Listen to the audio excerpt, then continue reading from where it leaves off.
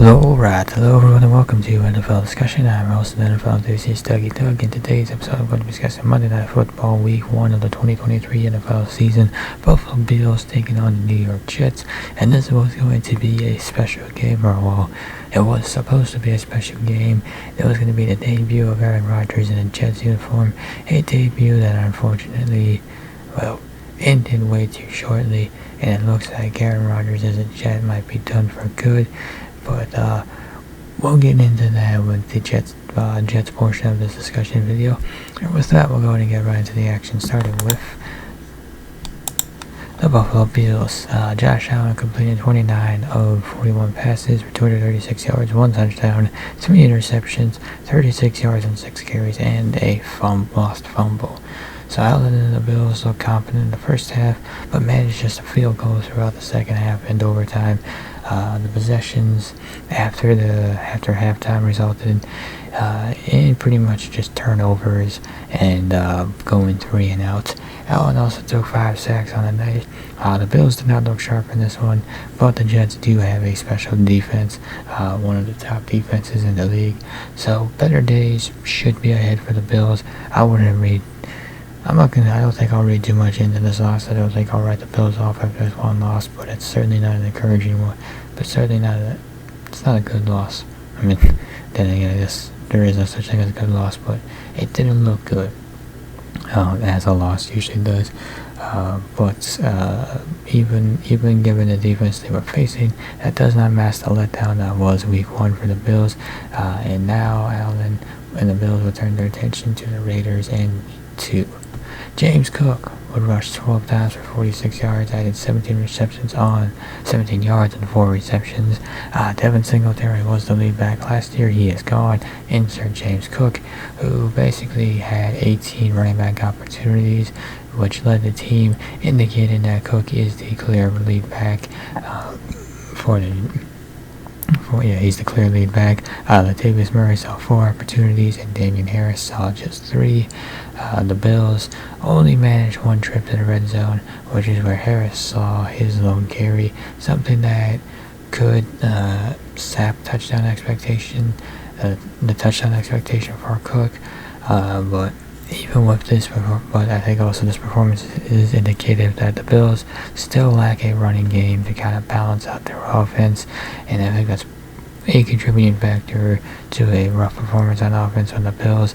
That running game not well established enough to make the defense respect it. So I guess we'll have to see so if the Bills want to improve on offense, they gotta find a way to balance it out and get that running game going. Stephon Diggs got 10 of 13 targets for 102 yards and 1 touchdown, and after a relatively quiet first half, outside of his touchdown grab, Diggs would ignite in the second, all but willing his team by himself. The Bills had 4 possessions in the second half and 1 in overtime, but only managed 3 points on those drives. With all that said, it was good to see Diggs get the same high target market share that has made him a consistent producer with Josh Allen as his quarterback. New York Jets. So Aaron Rodgers was supposed to be the guy at quarterback this year. The Jets swung a big trade for him, and unfortunately that debut was cut off after 4 plays, and even though they haven't confirmed it to be a torn Achilles, normally when that gets talked about, that's usually what it is, and that's an unfortunate development too, because I was looking forward to watching Aaron Rodgers play and seeing what he could do. But now it is Zach Wilson set to start the rest of the way, and in relief for Rodgers playing the rest of the game. He completed 14 of 21 passes for 140 yards, 1 touchdown, and 1 interception. So Wilson did not look sharp in this game, but he did do enough to send the Jets to a 1-0 record on the backs of 4 turnovers generated by the defense and a special teams touchdown in overtime. The Jets have a week to figure out life without Rodgers, as he is seemingly gone for the season, and that starts next week on the road in Arlington against Dallas.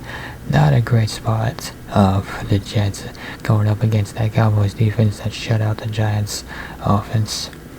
Breece Hall rushed 10 times for 127 yards, adding 20 yards on his own reception, and Breece Hall is back, ladies and gentlemen. Normally, torn ACLs, it takes a player, regardless of position, quite some time to readjust and kind of get going again, but not Breece Hall.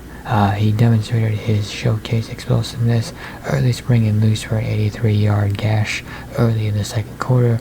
He would be used sparingly following that, spelled by Dalvin Cook and Michael Carter for most of the second half, but the elite athleticism that was on display during his rookie season is seemingly still intact, thank goodness, leaving optimism in the wake of the Cook signing, that being that, optimism that Breece Hall maintains his lead back role, which all indicators seem to indicate that he will.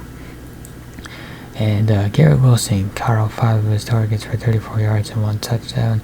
So Wilson and the Jets faced an uphill battle rest of the game after losing Aaron Rodgers. And Garrett Wilson himself relatively quiet until he made a ridiculous touchdown catch with just under 5 minutes remaining, where he batted the ball away from the defender and then corralled it from his back in the end zone. So this next week of practice is going to be vital for Garrett Wilson reestablishing his connection with Zach Wilson.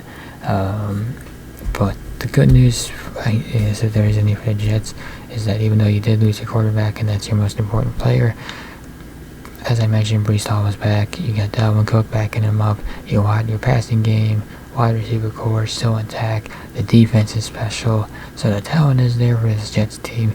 It's just a matter of Zach Wilson limiting mistakes and ensuring that he doesn't.